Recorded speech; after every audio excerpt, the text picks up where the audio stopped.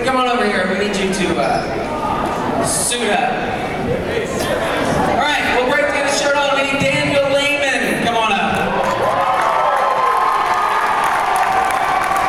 Meanie? I don't know. No, I'm talking to Michael. Austin Potts. Austin Potts.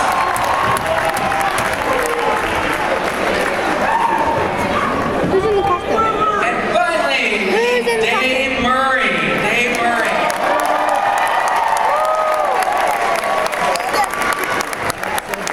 Okay, ladies and gentlemen, these are the rules of the contest tonight. Each shooter is going to get a chance to shoot from the free throw line. If they hit the free throw, they get 5 free blizzards. Compliment us at Dairy Queen. If they don't hit from the free throw line, then thanks a lot, but you're done for the night. If you complete the free throw, you move to the 3-point line. If you make the 3-pointer, you get another 5 free blizzards, and you move on to the half-court line.